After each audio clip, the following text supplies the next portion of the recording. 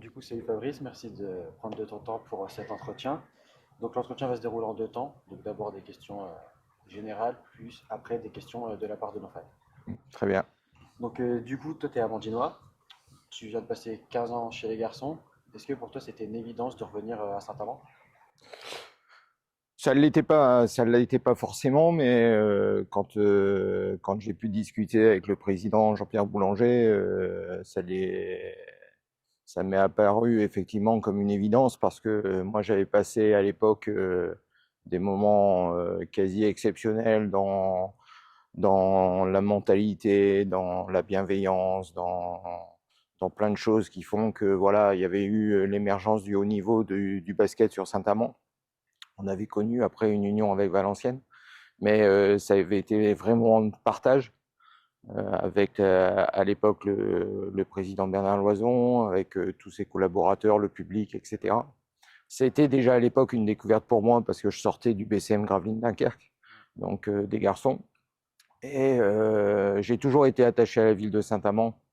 Effectivement, j'y habite depuis 2015. Et voilà, quand on a discuté du projet, le projet d'abord était le point clé, mais le fait de pouvoir essayer d'apporter ce que je pouvais apporter à ce club-là et au travail qui a été fait par la suite par Jean-Pierre Boulanger sur les 15 dernières années, c'était une source de motivation. Ouais. Ok, mais du coup tu étais là il y a 20 ans. Mais qu'est-ce qui a changé en 20 ans? Pas la salle, Ouais. déjà, pas la salle, pas forcément la totalité des gardiens, pas non plus les profs de sport du collège d'à côté, donc voilà, et puis même les gens autour du club. Il y a beaucoup de personnes que j'ai revues de l'époque voilà, d'avant. Après, ce qui a changé, forcément, c'est le basket qui a évolué sur le secteur féminin. Moi, j'avais connu la Ligue féminine. Cette année, j'ai connu la Ligue 2, un Ok. championnat que je connaissais pas du tout. Donc, il a fallu aussi m'adapter un petit peu à ça. Mais dans l'ensemble, j'ai pu prendre vite mes repères, facilité par Timothée, mon assistant, par Céline, par Babette. Voilà, ça a été aussi important de pouvoir communiquer avec eux et de pouvoir se projeter sur une nouvelle aventure. C'est jamais simple de prendre entre guillemets en route une équipe, mais non, non, moi je me suis senti très bien et j'ai pas été dépaysé par rapport à ce que j'avais pu connaître auparavant. Ok. Du coup, pour revenir un peu plus sur cette saison, on a quand même sorti une montée en puissance sur cette deuxième partie de saison. Est-ce que c'est pas trop frustrant de louper les playoffs juste à un seul match? Ça l'est, mais après, si on n'a pas réussi, c'est qu'on ne le méritait pas. Voilà. Moi, je prends toute ma part de responsabilité sur les résultats de cette année. Euh, Quand je suis arrivé, il y avait déjà 5 matchs d'effectués. L'équipe n'avait pas gagné de match. On est un championnat qui est très très court, puisque la saison qu'on vient de finir, on avait 12 clubs, donc on a 22 matchs. Donc on avait fait déjà 5 matchs sur 22. Je savais que voilà, ça allait jouer certainement à très peu une qualification en play-off. Moi, je voulais surtout éviter voilà, la mise en danger du club sur un play-down parce que ça pouvait être compliqué. On le voit avec le résultat du Havre qui perd à Strasbourg. Si c'est frustrant, les résultats globaux sont frustrants, mais ils sont frustrants parce qu'on n'a pas réussi à certainement y mettre d'une autre dans une continuité un peu de résultats. On a été un peu up and down. On a eu des matchs références à domicile. Je pense à Toulouse, je pense à Fétia, je pense au dernier match contre Mondeville, celui qui précédait contre Nice. Voilà, on a eu des bonnes références à domicile, à l'extérieur un peu moins, même si on a fait des bonnes perfs comme à Alençon. Mais dans l'ensemble, on a manqué un peu de régularité. Du coup, pour plus parler de toi, c'est quoi les principes du jeu de coach Fabrice Courcier? Bon, moi, je me suis référencé un petit peu avec tout ce que j'ai pu voilà, connaître quand j'étais joueur professionnel. Je crois que l'expérience fait qu'à un moment donné, tu as envie de te rapprocher d'un système plutôt que d'un autre. Et puis, tu as aussi ta propre personnalité. Moi, j'aime le jeu. Le basket, c'est toute ma vie, c'est un vrai plaisir. J'essaye de transmettre ça. Et j'essaye de faire comprendre que moi, je suis là pour les soutenir, pour les accompagner, pour leur donner des clés. par rapport à la situation des matchs, mais que le jeu, ce sont les joueurs. Voilà, les joueurs ou les joueuses. Et ce sont elles, en parlant de Saint-Amand, qui doivent créer quelque chose ensemble sur le terrain, qui doivent générer des émotions pour qu'à un moment donné, il y ait quelque chose qui se transfère dans les tribunes. Mais le jeu appartient réellement aux acteurs et les acteurs, ce sont les joueuses ou les joueurs. Les coachs ont forcément une importance capitale parce qu'il y a des choix stratégiques, il y a être capable de réagir au bon moment, de faire le choix opportun sur soit des changements stratégiques, soit tactiques, soit à un moment donné sur des changements. Donc il y a plein de choses qui permettent à un moment donné de continuer à avancer. Mais moi, le jeu appartient aux joueurs, le partage de la balle, être capable d'avoir une bonne défense. On dit toujours que voilà, l'attaque permet de gagner des matchs, mais que la défense permet de gagner un championnat. Ce qui n'est pas toujours vrai, mais souvent quand même une réalité. Donc voilà, c'est beaucoup, beaucoup d'intensité, de sacrifice et cette volonté de le faire ensemble. Ok. Donc, est-ce que tu as des rituels avant les matchs? Non, pas forcément. J'ai une gestion du stress qui s'est améliorée au fil du temps. Voilà, c'est aussi l'expérience. Bah, quand tu arrives à un certain âge avec quelques années derrière toi, tu gères ces événements mais d'une meilleure façon. Donc voilà, non, j'ai pas forcément de rituel. J'aime bien, j'aime bien par contre sur la semaine qui précède bien me fixer les objectifs qu'on a offensivement, défensivement. Et j'aime m'attacher particulièrement au jeu de l'adversaire. Alors à une époque, je transmettais beaucoup d'informations. Je pense que cette information tuait un petit peu l'information et il y en avait trop.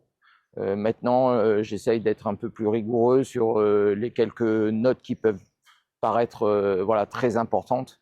Donc voilà, mais j'ai pas forcément de rituel sur la préparation ou avant match. Ok. Est-ce que ton passé de joueur influe ou ressurgit sur ta façon de coacher? C'est toujours la question qui peut revenir, à savoir s'il y a un bon coach, c'est forcément un ancien joueur ou pas. Je pense que ça donne un avantage. Voilà, ça donne un avantage parce qu'on on connaît la pression, on connaît la frustration. On peut anticiper à un moment donné. Voilà, je pense que sur le match, on peut tolérer une frustration des joueuses ou des joueurs parce qu'effectivement on a été joueur et qu'on sait que bah, c'est pas simple à gérer sur le moment.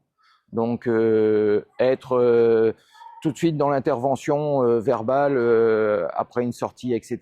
Voilà, ça demande certainement un petit peu de temps pour digérer le fait que voilà on puisse à un moment donné le coach sanctionner par un changement. Et puis ça permet aussi de pouvoir être proche un petit peu voilà, de ce que les joueuses ou les joueurs vivent au quotidien sur les entraînements. Ce rythme d'entraînement, parce qu'on l'a connu, parce qu'on sait qu'il y a une fatigue physique, mais il y a surtout une fatigue mentale, et qu'à un moment donné, il faut que ça reste un plaisir, un jeu. Donc il faut aussi prendre le temps, voilà, prendre le temps de faire les choses ensemble, et puis ne pas être toujours dans cette intensité pour juste que le coach soit sûr que tout va bien se passer. Je pense il faut être capable à un moment donné de faire un juste milieu entre tout ça. Et le fait d'avoir connu le terrain en qualité d'acteur, à mon avis, ça a quand même une bonne aide dans le transfert, entre guillemets, sur l'attitude du coach et l'attitude des joueurs ou joueuses. Ok. Bon, du coup, pour cette deuxième partie, j'ai retenu trois questions que les femmes m'ont envoyées soit par mail, soit sur les réseaux sociaux. Ouais. Donc la première, c'est si tu devais te décrire le coach coursier en un mot, quel serait-il? C'est pas simple, hein. C'est pas simple. C'est déjà pas simple de se décrire en qualité d'homme, mais en qualité de coach, je pense que je suis ce que je suis dans la vie, je l'ai aussi en qualité de coach. Je dirais bienveillant. Voilà, bienveillant. Alors avec forcément à un moment donné une intention de rigueur parce que on est dans un sport professionnel, il faut de la réussite. mais bienveillant parce que j'ai cette sensibilité à vouloir souvent protéger mon groupe. Les responsabilités, on les assume ensemble. Après, voilà, je suis capable en interne de sanctionner s'il faut sanctionner, d'avoir des propos qui peuvent être durs de temps en temps, mais qui me paraissent justes et qui sont des propos qui peuvent juste s'impacter sur la notion de jeu et de responsabilité de joueur ou de joueuse, mais jamais vers l'homme ou la femme. Donc ouais, bienveillant parce que dans les relations humaines, j'aime le contact avec les autres et que voilà, cette sensibilité, bah, c'est un peu aussi le moule qui existe sur les gens du Nord. Donc voilà. La deuxième question, c'est quel est ton moment ou ton match qui t'a marqué cette saison? Bah, cette saison, le premier au Pôle France, parce que c'était le premier, parce que c'était la découverte d'un nouveau groupe. Voilà. Alors j'avais pu les voir sur les entraînements juste la semaine qui précédait, mais c'était l'événement entre guillemets sur lequel nous on peut dire que c'est majeur, c'est quand même le match. Donc je vais dire le premier, voilà, Ok. qui n'était pas simple, et je dirais le dernier, voilà, parce qu'on avait notre destin en main pour pouvoir se maintenir. On savait que le dernier match, la qualification en play-off était quasiment inexistante. Donc c'était compliqué. Il aurait fallu un concours de circonstances. En fin de compte, si on se retrouvait à égalité avec Nice, Aulnois et nous, bah, c'était nous qui passions. Donc il fallait un concours de circonstances et ça ne s'est pas fait puisque Nice avait gagné précédemment. Donc on savait que c'était mort. Par contre, on savait que si on gagnait, on se maintenait en Ligue 2. Et voilà, alors c'est mon match référence, mais c'est, je pense, le match aussi référence de toute l'équipe et des joueuses. Sur ce match-là, elles ont été admirables parce qu'il y avait une pression, parce qu'elles ont su l'évacuer, parce qu'ensemble, elles ont fait un début de match qui leur a donné confiance.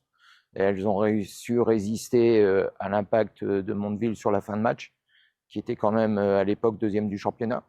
Donc voilà, si on fait un petit feedback, on a quand même battu Toulouse qui est première, on a battu Mondeville qui était deuxième, donc on a été capable de performer. Donc voilà, si à un moment donné il fallait retirer ces matchs-là, ça serait peut-être le premier et le dernier. Ok. Et du coup, lorsque tu es revenu à Saint-Amand, il y a quand même eu énormément d'échos positifs sur les réseaux, tout ça. Comment l'as-tu ressenti? Est-ce que ça t'a touché? Ouais, ça touche forcément parce que quand tu fais ce métier, que tu sois joueuse, joueur ou coach, tu sais que tu es face à la critique. Voilà. C'est comme ça fait partie du métier, il faut l'accepter. Si tu l'acceptes pas, tu le vis mal. Et si tu le vis mal, forcément, tu n'es pas capable à un moment donné de gérer les émotions qui peuvent venir te perturber et puis te manquer de lucidité sur ton moment de coaching ou d'entraînement et d'amener une pression à un groupe qui peut être néfaste. Donc, ça fait partie de notre métier. Donc, après, humainement, forcément, on préfère que ça soit du positif que du négatif. Voilà. Et quand c'est du positif, oui, ça récompense en fin de compte ce qu'on peut avoir comme image en termes de représentation. Comme je disais auparavant, moi, j'aime le contact humain. Je pense que c'est important qu'on puisse se saluer. Je pense que c'est important qu'on puisse vivre des moments de convivialité, qu'on ait une vraie cohésion. Je pense que c'est important que la structure pro soit proche de l'association. Voilà, on a la chance de faire ce travail-là. Il y a beaucoup de personnes qui aimeraient être à notre place. On a dû batailler pour être à notre place. Ça veut dire que ça n'a pas été acquis. Il y a eu des moments difficiles, il y a eu des sacrifices, mais on l'a fait. Maintenant, voilà, ça fait partie du métier, mais ouais, content qu'à un moment donné, bah, mon passage à Saint-Amand en amont ait pu marquer les gens et que bah, voilà, ça c'est resté dans l'esprit. Après, ce qui a été fait auparavant, ça n'a pas été réalisé simplement par Fabrice Coursier, ça a été réalisé par plein de personnes. Et c'est ça aussi le sens même du basket, c'est-à-dire le collectif. Ok. Pour finir, il y a deux personnes qui t'ont laissé une vidéo. Ouais. Donc, je vais te laisser découvrir ça. Hop, je vais monter le son. Hop. Alors, il faut que je mette mes lunettes ou ça va aller? Peut-être pas que tu mettes tes lunettes. Mais tu vois, je te laisse appuyer là pour lancer. Salut Fabrice, juste un petit bonjour de Normandie, puisque tu es le plus normand des coachs du Nord. Je tiens à te féliciter pour l'opération maintien que tu as réussi à obtenir avec ton équipe. Tu as su trouver les ressources pour aller le chercher. Bonne continuation et surtout bonne préparation pour la saison prochaine. Qu'est-ce que tu retiens de ton passage justement au Havre? Bah, au Havre, j'étais arrivé un petit peu à l'image de Saint-Amand en termes de mission, puisque j'avais remplacé Hervé Coudray au mois de novembre, à peu près à la même date que mon arrivée à Saint-Amand. J'ai découvert un club ambitieux qui avait connu la Pro B, qui essayait depuis pas mal de temps de remonter sur la Pro B, donc qui était une équipe structurée, ambitieuse. J'ai retrouvé des gens qui correspondaient voilà, à ma personnalité, à ma vision, à l'image d'Anthony, voilà, Anthony Van Nil, qui est office de manager sur le club du Havre. Et voilà, j'ai vécu des sacrés bons moments.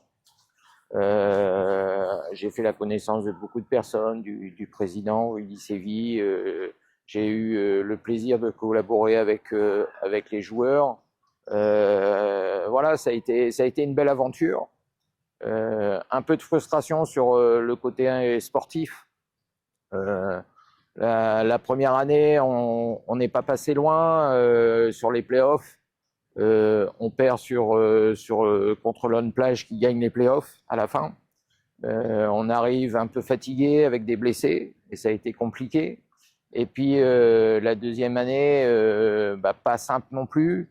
Une saison un peu en dents de scie. Et puis un départ en play-off, on n'est pas bien positionné. Au final, on a un derby contre Caen. Et puis on va jusqu'au troisième match et on perd le troisième match chez eux. Et Caen gagne les playoffs. Donc les deux saisons, au final, en play-off, on se fait éliminer par les champions.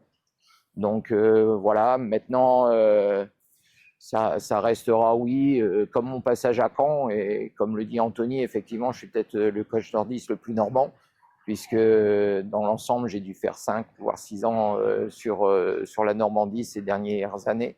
Donc ouais, non, mais que des bons souvenirs. Et puis les voir aujourd'hui continuer à malheureusement batailler sur les playoffs parce qu'ils sont passés très très près de la possibilité d'aller en Pro B puisque ça s'est joué sur le dernier match contre Châlons. Et à quelques secondes, ils étaient en prolongation et ils auraient presque pu à un moment donné pouvoir gagner ce match et monter en Pro B directement. Donc voilà, je leur souhaite bonne chance sur les playoffs. Ça va pas être simple parce que les playoffs de NM1, c'est une vraie bagarre. Mais non, très content et très content d'avoir reçu le message d'Anthony. Et du coup, deuxième message, cette fois-ci.